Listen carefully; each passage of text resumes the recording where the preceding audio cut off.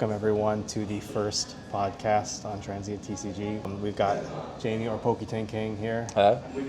Streaming from London, and we're gonna talk TCGs, man. So, what's going on? What do you think about the state of the TCG market at the moment? How do you think that's going? I think we're probably in a, depending on who you ask, depending on what game they're in, I think we're in a good place and a bad place. I feel like some people would argue that perhaps it's a bit too saturated right now. We've got perhaps too many games, but then other people would argue that the choice of games allows people to jump from game to game, and any companies that maybe are making a game that they're doing things wrong might feel a little bit of pressure to spend a bit more time ensuring that game is more like marketable, for instance.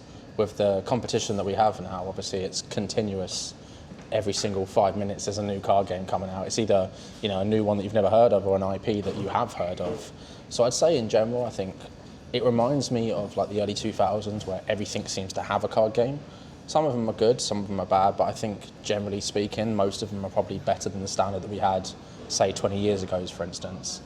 Gotcha. So, like, you think that right now we're in a period where less established card games are they're trying to fight for that market share, trying to fight for relevancy to make sure that they stay towards the top of those indie TCGs. Yeah. Whereas like the more established ones, your Pokemon, your Magic, your Yu-Gi-Oh, they're generally kind of have a predefined sales, predefined cadence, and they've got their fan base. Yeah, they can pump sets out. And I wouldn't say, games like Pokemon, I don't think they need to, if they have a bad set, it's not going to crumble them. If they have two bad sets, it's not going to crumble them. But whereas these indie card games, two bad sets and they're done.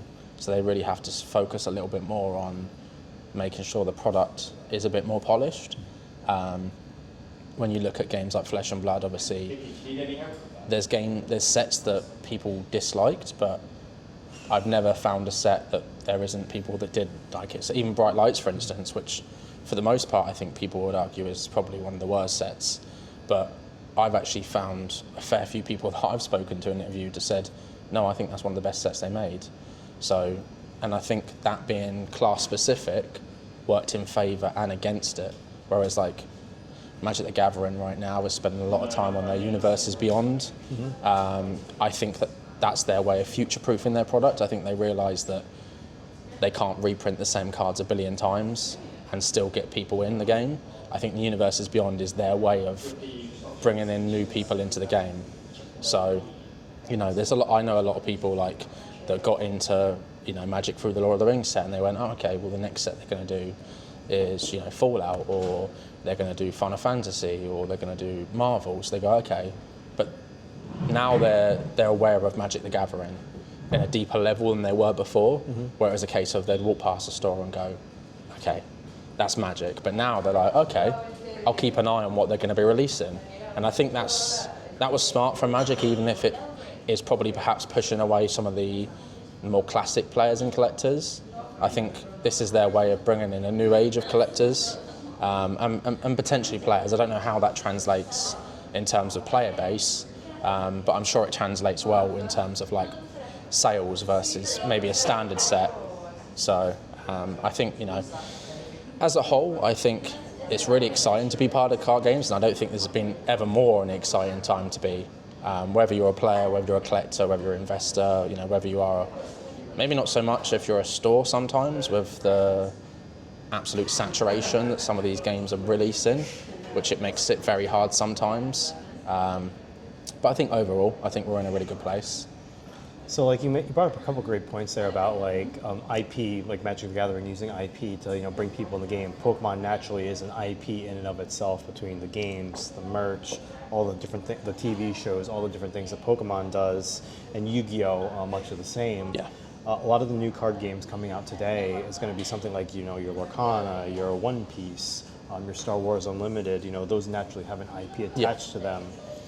And naturally that's going to bring in fans of those genres. Yeah. Like, what do you think that games that aren't IP based have to do right now to compete with those types of new entrants into the market to stay market relevant? I think starting off now with a new game, you're already at a huge disadvantage. And I think you need to flesh out what the game is going to be. I think Flesh and Blood did it very well, where they had lore, and the lore was ready. The game was fleshed out. The way that they had envisioned it wasn't just a flash in the pan kind of idea that, right, we'll just make a card game and then it's in production in 6 months. There was a lot more time involved. I think that's what's going to need to be done. Whether or not individuals or companies can afford to spend years without actually printing the game. And I think that's why we've seen this huge influx of like Kickstarter TCGs, which I don't think many of them will ever survive, honestly. I think they're already at a disadvantage just because I feel like there's the same system here that we have with card games, where it's like, this game's being announced on Kickstarter, and then you get a load of investors pumping money into it, and then they flip it and then leave it. And then that game's now got to find out where it is, what it exists. And I think that's probably harmful in a lot of ways to some games, because I think at the start there's this false sense of like popularity for the game. So these these creators are like, whoa, this game's we've raised 7 million on Kickstarter. This is huge. This is mad. But in reality, how many of those people are probably going to play the game, are actually going to collect the game? And I guess that we won't really know, honestly, that percentage, because I don't think there's a way to work that one out. But I think if you're creating a new game now, I think you need to really spend the time. And I think Kickstarter may be not the best way to do it. I think the more traditional way of doing it is probably the better way. It's slower and it will take more time. But I think versus Kickstarter, where if you announce a card game and you bring it in slowly, I think it probably will fizz a little bit of the hype out a little bit, rather than some of the Kickstarter things where it's like, in 6 months' time you're going to have this product. And by that point, I think some people have forgotten about it, and all the others are just in their head, all they are thinking about is flipping. And I think games like Altered, for instance, coming out now, a lot of people backed Altered. It's very different. I don't know how the secondary market's going to work. It's going to be interesting to see how that works out. I know it plays very well, it's very fun, and it's very different, but I don't know if that's going to be a game that's going to exist in 3 years' time. It's very interesting because, and disclaimer, I backed Altered. But from what I've been hearing, I've talked to some of the content creators who are very interested in Altered, just kind of sidebar conversations. They see like a couple interesting statistics. One of which being the majority of backers are EU-based, not US-based in terms of the number of backers. But if you look at the number of whale backers, all in the United States. US, So there's not a ton of people who are altered in the United States organically. And from what I've been told is the majority of the backers in the EU are organically, hey, I'm interested in the game, I'm getting 2 boxes. And I'm hearing, from early feedback from people who played it at Gamma, or people who have gone, because they had a little mini roadshow in the United States. That the feedback from the gameplay perspective is really good, and people are like, oh man, I played it on X Altered, or I played it online, and the feedback is initially quite good. I wish I backed it. And it's going to be really interesting to see how, at least from an American's perspective, what happens at Gen Con. Now I do have a question. Was Altered at UK Games Expo? How did it do over there? It seemed very busy. I did a demo myself. They didn't, from what I understood, I didn't realise there was a promo. You could choose between one of the promos they give you. Did you get one? I did get one, Beautiful. You do get to choose, they ask you, but I played it with my friend who is very naturally curious in terms of like playing games. That's his priority, is playing games. And we had discussed it before, so we ended up doing the demo for it. I personally really enjoyed it. I thought it was very different. I like that you have the night, day and noon and stuff. I think that's something different that I haven't seen before. So I think Altered, player base, I think will do quite well early on, as you said. Like, there's a lot of people in Europe. Obviously, it's in partnership with Asmodee, with Game Genic, these European companies. I think the company is based in France. Yes. So it makes sense that predominantly the people that are backing it are in Europe. But it makes sense that the bigger backers are in the US, which I would expect, honestly. So it'll be interesting to see how well it does in America. whether or not everybody that backed it, who put a large portion in, just flip it straight away, or whether some of them go, okay, I want to see how this game, because generally speaking, if you're putting in a large portion of money into it, I guess it comes down to how much time do you have to play card games, right? Right.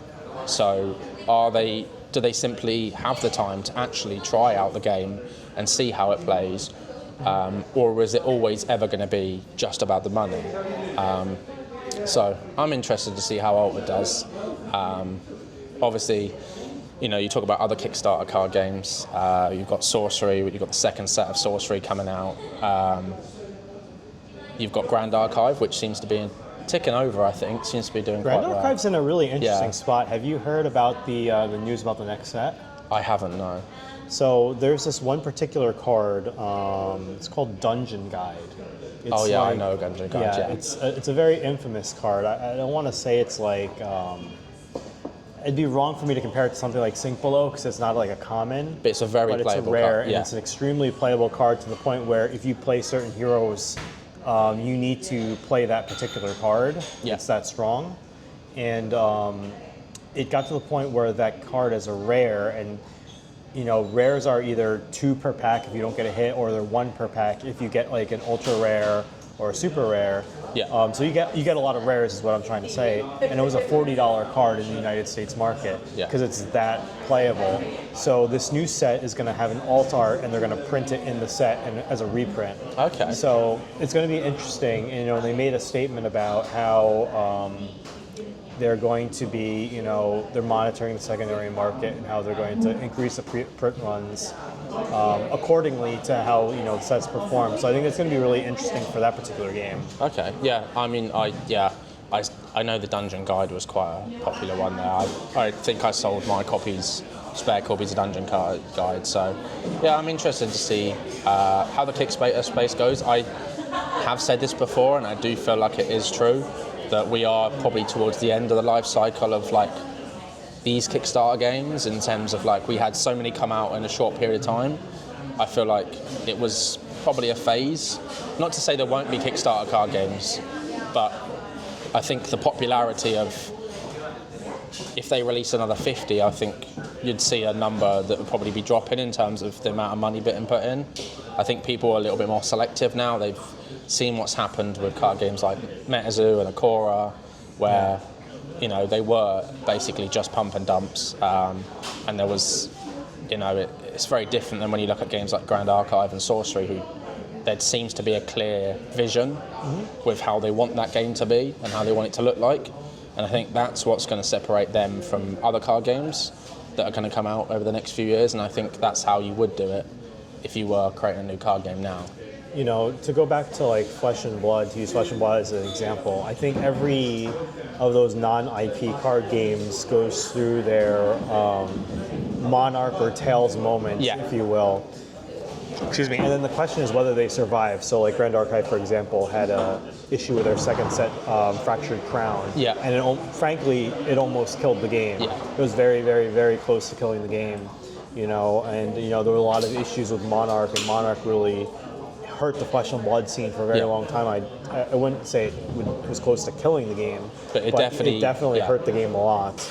And I have a feeling that all these games are going to grow into a similar growing pain, whether it's, you know, something like a Sorcery or like an Altered. And I know it's going to be all rainbows and butterflies, but if you look at MetaZoo, MetaZoo's another Kickstarter game.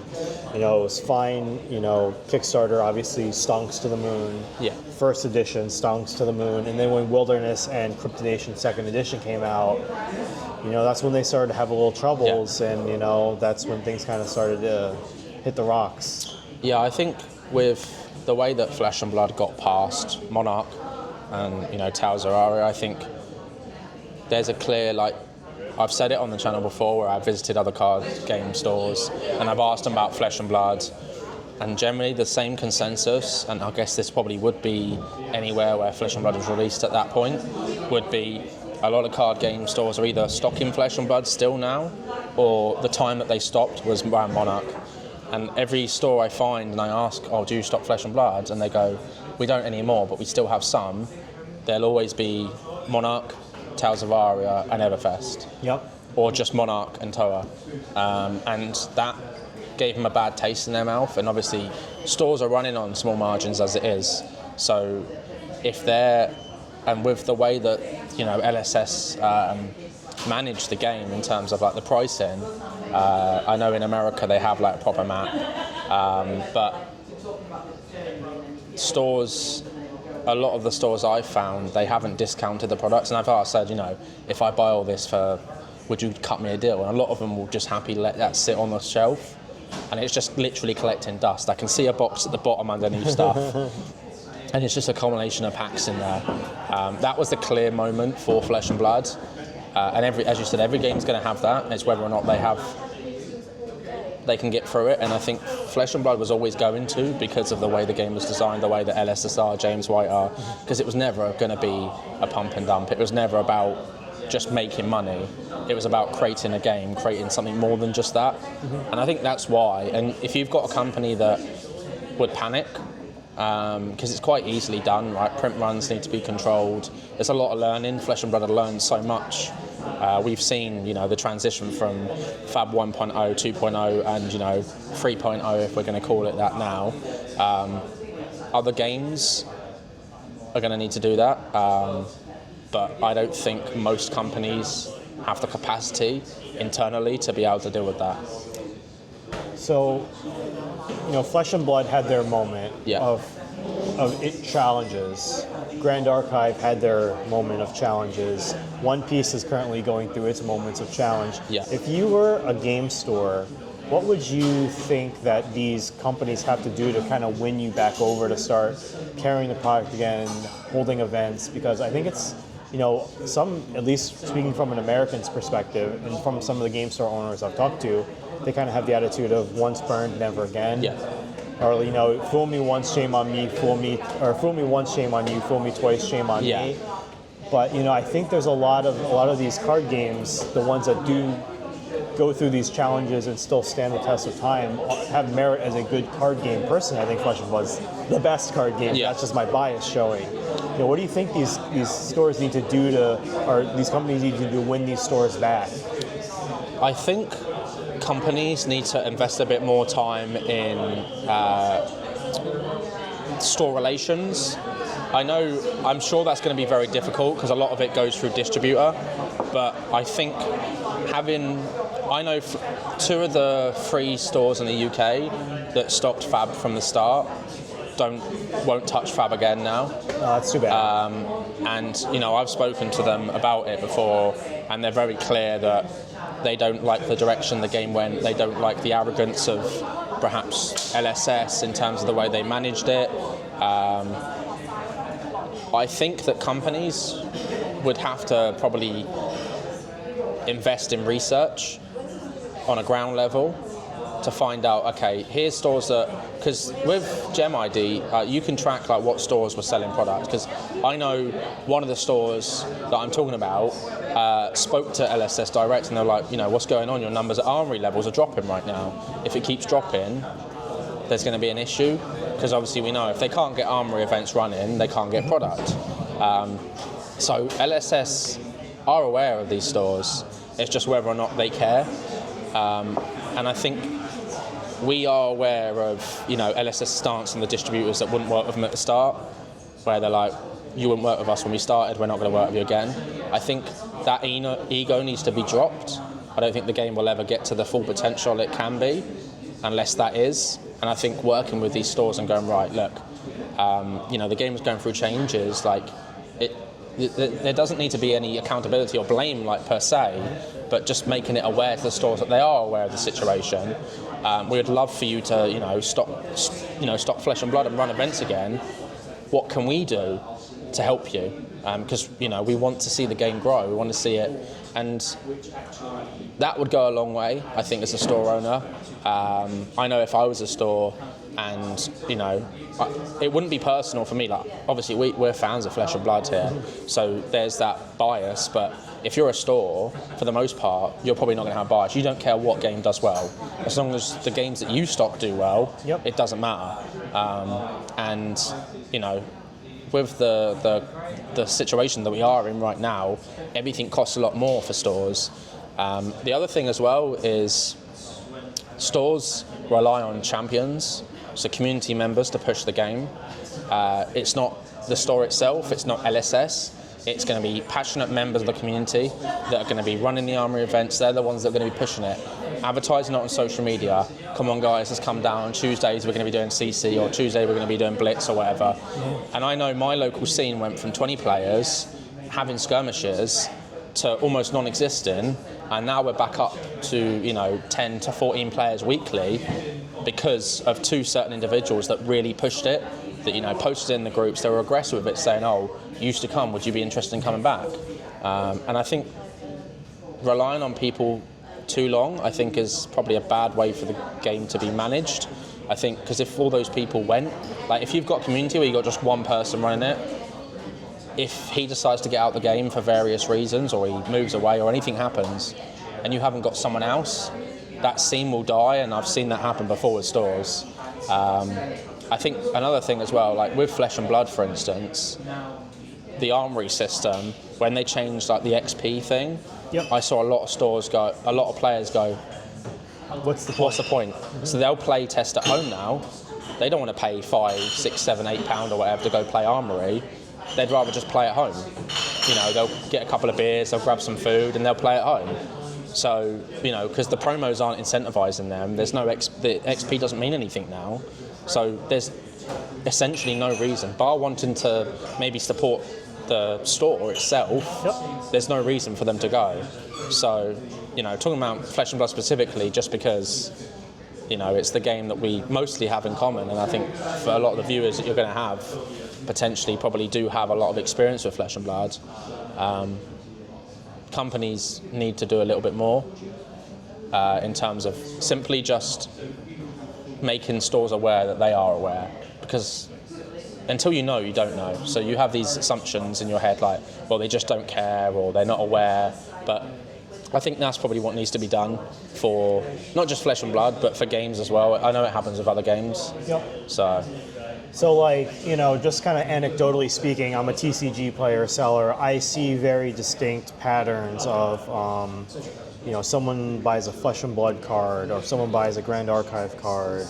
I also sell Magic the Gathering, but Magic the Gathering is all across the country because it's a big enough game. But in those two specific games, they tend to go to certain areas. So it's a reasonable assumption to me that there are certain areas of the country, at least in the United States, that have stronger player bases for certain games. Do you think these companies, whether it's LSS or whatever indie TCG, should find a way to incentivize and reward like that player evangelism to help grow a scene, to keep these people wanting to host events and fire events? Because like what I'm hearing from people within the United States is that the Armory scene is becoming like a feast or famine, where like a certain like metro area used to have maybe 3 LGSs that used to fire events, and now it's going down to 2. They had more depending on the size, but now it's down to 2 or even down to 1, and all the players just kind of flock to that one, and that's the only store that really wants to carry the game. Yeah, I think companies definitely can do. Games like Flesh and Blood and are very localized. We know that. It can be seen by the sales as on TCG Player and Card Market for myself. I see a lot of cards go to very similar areas. I know Liverpool does really well for Flesh and Blood. That's where the last 2 Fab events were in the UK. I know Brighton has a good scene. I know London has a good scene. But outside of that, there's a lot of areas that I don't ever see sales go to. So I think companies should reward stores and player bases in that area. I don't know how they would do that, whether it be in a form of promos or playmats or product maybe. I'm not sure. I don't have the answer to how that could be managed. I definitely know it should be done, but I don't know what I would do personally as a company to incentivize that. It'd be interesting to see if stores, if games would ever take that accountability, or if it's just a case of they just don't really care. Like, not that they don't care that the game isn't doing well, it's just they haven't got anyone devoted to focusing on that. And I think as games grow, you're either going to have somebody that's going to be specialised in that or you're not. I know Fab has people that are specialised in localised regions, especially when they did like the European languages. They had people from, you know, Spain, from France, from Germany, who helped a lot with the translations, who helped maybe push the player base in that area. I know with Barcelona, I know they mentioned someone at Worlds that had helped get that game out there in Barcelona, which is where Worlds was last year. But I don't see much else from companies. Obviously, you know, I could be wrong, and stores could come out and say, yeah, they are doing things. But for me, when I see stores that used to be, when I see a store back a game early on, when nobody else is, when it's a brand new game, it is a risk. Those stores I feel like should be rewarded, but they haven't, and that's why and as you said, people will not stop the game. Once they've been burnt, that's it, in their head. And the same with players as well. Trying to get players back into the game that might have left, or collectors that might have left, getting those to come back and go, look, you know, we know ourselves that every game goes through different scenarios, you know, things happen. Monarch happened for Fab. With Pokemon, you had EX era, which was extremely unpopular, and that was kind of a general sort of picture of Pokemon itself back then, which translated to kind of all of it. And I think every game's going to go through that lifespan. But yeah, I definitely think that more needs to be done from companies themselves. But I'm not really sure what they would do. I mean, thinking back to like my roots in Magic the Gathering, like one of the particular eras that really burned people initially were like Fallen Empires, and that burned people in Magic. Insanely low periods of insanely low power level. Then Chronicles with the reprints that burned Magic the Gathering, where they had to create the reserve list. Yeah. But also this period now kind of reminds me a little bit of what Flesh and Blood's going for, and that reminds me of Combo Winter. So that's when they printed the Urza sets, the first Urza sets in the late 90s. But incidentally, that's also when Japan was started to onboard seriously into Magic the Gathering. Okay. And this era is like really interesting because I'm not sure if you pay attention to some of the comments of some of the pro players, some of the content creators, but a lot of people are unhappy with the era of like Mistveil and the power level of New just being able to shut you down turn after turn after turn, and Zen being able to pop off for 40 or 50 damage in a turn. And you know, some people are like not. It's a powerful set. Yeah, it's a very powerful set. I mean, I guess the only set I can think about being that powerful is maybe Toa, where you had all three of those heroes LL, because, that could possibly be something that we have with Mistveil. I know they've changed the system fairly recently for the point system now, so heroes can't LL as quickly. I think after Kaio from Heavy Hitters just absolutely climbed up like ridiculously quickly. You got like what, like 400 or 500 points or something like that? Yeah. 600 points maybe? So yeah, I think it probably definitely looks like that kind of like the game's going through that change right now, and you've got the Japanese release. I know they're focusing more on some of the newer markets, which perhaps feels like they might be focusing less on some of the established markets. I've been very, very vocal about the game in the UK and how I feel like it's been forgotten about. But I think in general, Flesh and Blood, you know, I guess, would you call it Fab 3.0? I think it's a term that a lot of people seem to be using now. Yeah, I think... Would that start with Heavy Hitters or Mistveil for you? Because I would say Heavy Hitters. I would lean towards Heavy Hitters because, like, if you think about it, you know, we have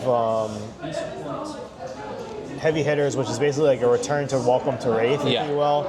I don't want to be as crude to call it that, but that's what it feels like.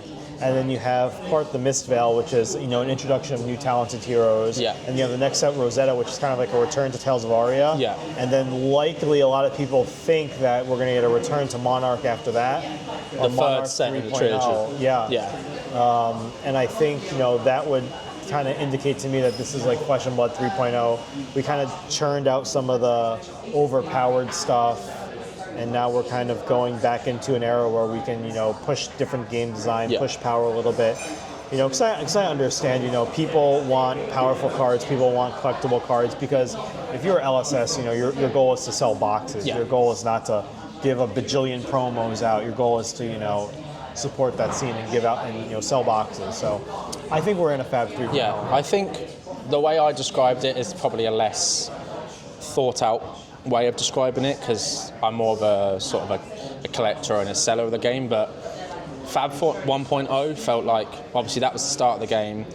There was a lot of collectors and investors involved in the game. Then you had Fab 2.0, which was very player driven. It was, the game felt like it was predominantly players then, where a lot of the collectors and investors had left. And then Fab 3.0 feels like a really good mix of both, where you've got a lot of players in the game, but you've also got collectors also being pleased. I think Heavy Hitters was a great start. We've talked about this. I think a lot of content creators and people involved in the game were very vocal about how Heavy Hitters did both collectors and players justice, and I feel like Mistfail did the same. There was enough there for players to be happy, but also collectors, in terms of making like cold foil legendaries hard to pull, but rainbow foil legendaries were a bit easier. So it meant that you could obtain the cards you needed to play, but also meant that the collector items were more. Obviously we had the Deathmatch Arena, which was only cold foil only. I know they're printing that in Japanese, so I don't know if that's going to be rainbow foil and cold foil. Oh, for Heavy Hitters? Yeah. There are cold foils. It's basically the same thing, because Heavy Hitters is still in print. Yeah. So they're going to have, the Marvels, they're going to have the cold foils. How do you feel about them going back and printing that in Japanese? I think that's fine. So I know a lot of the collector community thinks that Japanese is going to have like this major premium because of the early Magic the Gathering. Like when you think about Foreign Black Border, Magic the Gathering, especially the early stuff, you look at it compared to the English version, a lot of it doesn't hold a premium. Like you look at Italian Legends, and that does not hold a premium against English Legends. But they're going to say, oh well, wait a second, but let's look at like Foreign Black Border, like 4th edition, like Korean Lightning Bolt or Japanese Lightning Bolt. That's Japanese, that's Korean, that's cool. That's Chinese, that's cool. And I'm like, yeah, you're right, but also the main difference is those were white border cards in the English print and black border in the foreign language. It's a very different product. So it's a slightly different product, and I understand that. But also, we're not in the 90s anymore. Yeah. And like if you look at stuff like Magic the Gathering from like the mid 2000s to current, like for a little while there were people who were chasing after Russian foil Tarmogoyfs, and that was like the big joke meme, and those Russian foil Tarmogoyfs for like $1,000 because that was like the playable card back a few years back. But now like no one cares about a Russian foil Tarmogoyf really, and there's very few collectors who care about that rarity. And I think a lot of the cards now, with the exception of like the Strixhaven stuff, which are legitimate alt arts, legitimate in Japanese, are going to carry much premium. So I think like the Enigma alt art will carry a premium and forever will carry a premium. Just like the Japanese War of the Spark anime cards will forever carry a premium. But I honestly don't think that... unless it's or something specific that's different. If it's the same card printed in a different language, I don't think it'll carry a premium, as you said. And just to be, honest, like even something like Max Rarity, something like EA Cold Foil Traverse the Universe, rare card, beautiful card, I don't think it's justified just because it's Japanese and just because it's less of it. It should have a premium. Ultimately, I think we'll let the market decide and the market talk on that, but that'll be interesting to see going forward. Yeah, I think as time goes on, people will end up just selling, and I think we'll find that place where those cards belong. But as I said, it's good that I think it's a great idea that they went back because demand was there clearly. People wanted it. The game was doing well in Japan. Obviously, Mistfail did well. The Premier Year did really well, and obviously we've got Worlds happening later this year in Japan as well. So it'll be interesting to see how the game does for the next 12 to 18 months in Japan, whether or not it does grow or it is just a case of, because Japan's a hard place to crack in card games. If that's the market you want to crack, because it worked for Magic, and it probably the only other card game really where you can talk about it, because other card games originated in Japan, so it's a bit hard. But I think that comparison with Magic always has, and I feel like always will be there.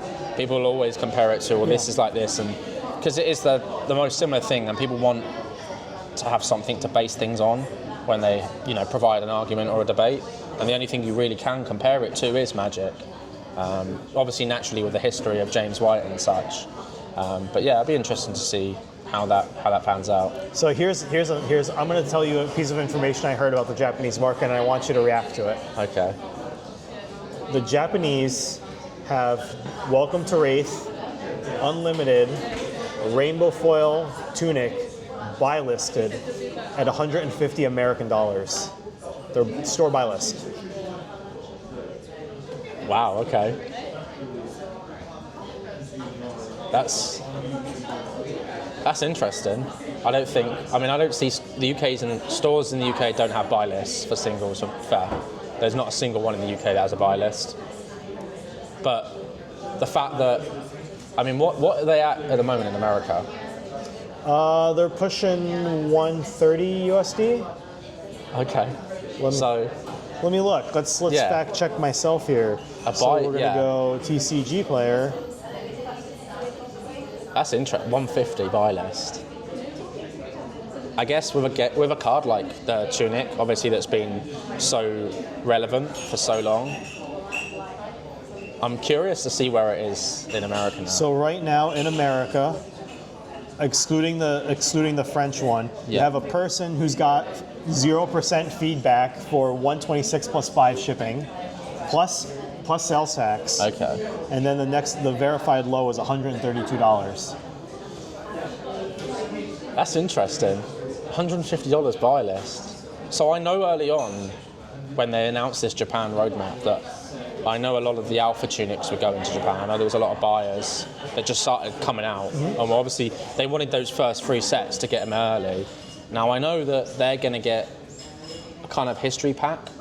I know that they announced that at one of the events recently. Right. I'm interested to see what that is going to entail. Is it going to be covering the first 10 sets, or is it going to be they're going to do different ones for each? I don't know if you know anything about it, like what that set's going to entail, because it's kind of like a history pack, but it's not. So it'll be interesting to see if they just pick maybe cards that are like relevant. You know, they're not going to probably reprint Heron's Flight or Aether Eyes, maybe. Just don't make One Piece premium collection, please. Yeah, just don't do that. But I think, reprint a lot of these cards for the Japanese market will obviously help, because what I found interesting with like One Piece was talking to a friend recently in Hong Kong that they play with Japanese and English, and they pick and choose what they want to play with. Obviously, they don't get necessarily Japanese product direct. They obviously stores import it, but because it's before English, they'll play with Japanese and English, which I thought was quite interesting. So, and I mean that's a bit different, obviously, than like Flesh and Blood, for instance. But with the markets in Southeast Asia growing, which I think it's been quite clear that that's been the goal of LSS recently, or the last maybe year to 2, is growing it in the Southeast Asian. Where do you think is going to be the next target? Do you think like maybe South America, or? I know there's been rumors about South America, and I've heard that not all of those rumors are well-founded. You know, but I think that's likely the next place where, where else do you have? You've got South America, you've got Africa. Russia. Oh yeah, Russia. I don't think we're getting Russian language Flesh and Blood. I don't think we're going to get Russian language Flesh and Blood for a long while. But yeah, that would make sense. I mean, I don't want to say it's an easy lift, because that would be understating logistics, but like, you already make a Spanish product, and you already print the cards. Yeah. So it's just one step is already done of the many, and it's arguably one of the bigger steps, which is printing the cards in the language. Yeah. So like if you're talking about a non-Portuguese speaking country in South America, so basically you're excluding Brazil, that covers a lot of South America. Yeah. So that's definitely possible. I could see that happening. Yeah. But we'll see. I don't know what the demand is, but we'll see. Honestly, I just want to see LSS do well by Japan and the card gaming scene grow, in Japan. And eventually I tend to think that LSS will do things to win back the Western markets that might have kind of fallen off a little bit. And I know that PvE, from people I've talked to, is going to be really big for America. Yeah. Because there's a lot of casual card players in America. So I think that could be a big starter. Yeah, PvE, when we finally get that, that'll be huge. Yes. We've been waiting a while. It will come. And yeah, I'm interested to see. I think I was very comfortable with them taking the time to make sure that the product was polished rather than just rushing something and putting it out there. Obviously, I know there's been some frustration, and I know I've spoken to a lot of people that said, I got into Fab because I knew there was going to be PvE, and then they maybe have just been a bit disgruntled since. They definitely rushed the announcement when they said they were going to do PvE. I think they were a giddy school kid and they were quite excited just to be able to tell people. But at the end of the day, as you would rather a polished product and wait a bit longer than have them rush it and then have to go, oh, hang on a second, we got to stop this, it's not working. So. Absolutely. So as we kind of broach towards getting close to the hour mark, this is the first podcast. I wanted to ask you one question. Normally what I would do is, you'd get a question from the previous person I talked to. However, you're the first person, so awesome. What TCG related question would you like to ask the next person on the podcast? That's a on the spot question. I think I'm hoping the next person on is going to have a good understanding of Flesh and Blood. If Flesh and Blood released in 2024, would it do as well as it has done over the last few years? Do you think Flesh and Blood would survive if it came out in 2024? Not a Kickstarter, but just the process that happened. But with all the games that's come out since Fab came out, do you think Flesh and Blood would have done as well? And do you think we would have got it to the place that we are now with 13 sets if it had started in 2024? Okay, that's a very interesting question. I'm interested to hear the next person's response. I am. I hope they know Flesh and Blood. This person definitely knows Flesh and Blood. But like my friend, thanks for having me in London. Thank you for having me on. I appreciate it. The first episode, it's great. I know, right? Obviously, check out both of our channels. Likewise. And I'm excited to see more of the content that you put out. Yeah, no, it'll be good. It'll be good. Yeah. Awesome. Have a great day. Later, guys.